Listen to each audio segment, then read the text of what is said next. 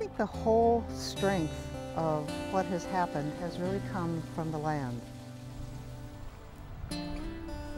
20 years ago, Nancy Skinner Nordoff purchased 40 acres to create a retreat for female riders. You ever forgot about every single thing is one of every single thing, and all things are gone. Women's voices to me seem to be best heard from the written word. And what comes out of wandering through the woods is a really creative and enriching element for the writer. Nordoff felt that too often women put off writing their own stories because they're natural caretakers focused on everyone else's needs.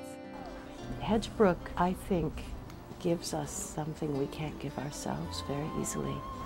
I hope future generations of women will be able to give this gift to themselves as well.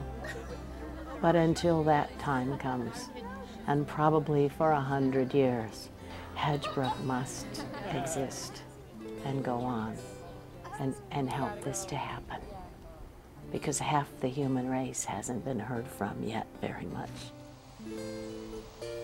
At Hedgebrook, the goal is to bring in writers who are critical of the establishment and outside of the mainstream media. So here we get particular voices, narrative, which is what our brain works on, and narrative and imagery. The big generalities in the rest of the media are brain deadening. The writers who come here vary from the prominent and established, like Gloria Steinem, who is currently working on her memoir.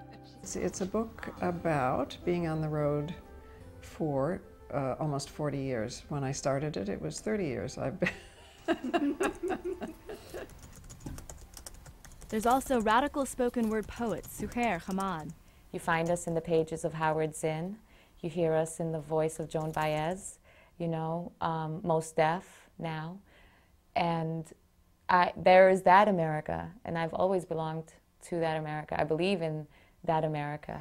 From the garden, from the garden, from the garden, from the garden. The writers who come are of varied ages, ethnicities, and cultural experiences. Cheers, cheers, cheers. It's a rare opportunity, and maybe rarer in the past than now, that a woman can sit around the table with 3 other different cultures, which perhaps they have had no opportunity to do, to understand, to see differences, and to begin to accept them. You know, the whole 68 to 72 was an amazing time. Not a good time, actually, probably to be a college student, as it turned out.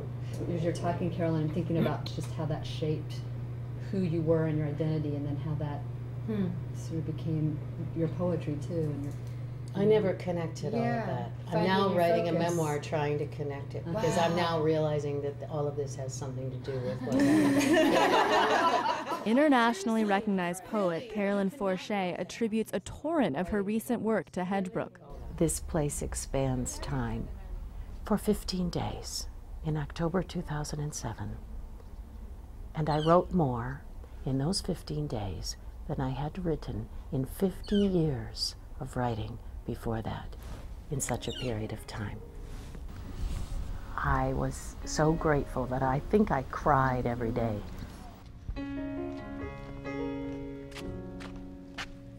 Feminist media producer and PBS host Holly Morris says a writer must retreat to produce.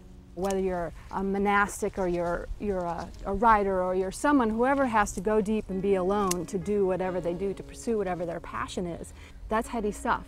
And Hedgebrook makes that possible. And I think sometimes today's world we lose the art of retreat. But this is not a spa vacation. It's a place to dig into the heart of your writing. What's easy to forget sometimes is that Hedgebrook, I mean, you see the bunnies and all the good food and the flowers, and it feels sort of soft in certain respects. But it's a very serious institution where very serious things are going on in the cabins, I think. Los Angeles poet and activist Ruth Foreman finds inspiration from both the silence and the community. At Hedgebrook, there's no other distractions. There's nothing to come between me and my writing.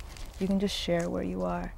And you can read stuff that's really raw, stuff that you just read, like you just wrote, just came out of you like an hour ago. I kept my hand on the fence just in case my breath wouldn't come. And you know you have people who really want to see you succeed with the story you have to tell. Patsy want me to come up to dinner with them after service. She say time for me to get out and all. Not in the usual clouds of our drifting minds, but in the storied cumulus above Austria. A word can be a door that allows you in when the night outside is too cold. Each evening, after a lively dinner discussion, the women migrate to the living room and read their work to each other. And this is when it hits me like a tsunami that this time I have gone too far. I should not rip through the Sahara Desert on a giant camel, competing with veiled men with sharp swords who've done this drill since the time of Muhammad. Most of these writers are activists who have a progressive bent to their work. Partly because I grew up in an era of enough danger and power difference between women and men to make trust a requisite for any love affair. Lord, I want to feel my bones mold his bones, my flesh need his flesh, my breath breathe his breath, my blood feed his blood. I want a child, Lord.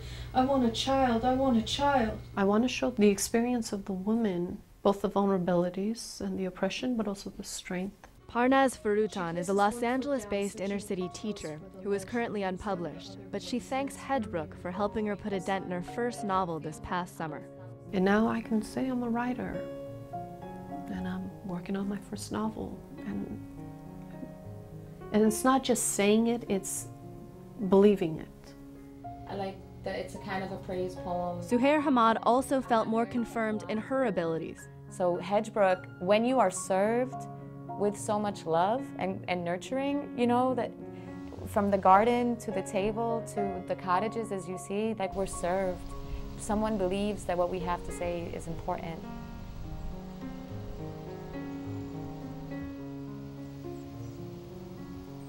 In the tradition of authors like Henry David Thoreau, Jack Kerouac, and Edward Abbey, who also retreated to nature to find their true voice, female writers, too, are finding their inspiration from Hedgebrook. So Hedgebrook, oh Hedgebrook, you know, I am very much in love with this place and deeply grateful to it.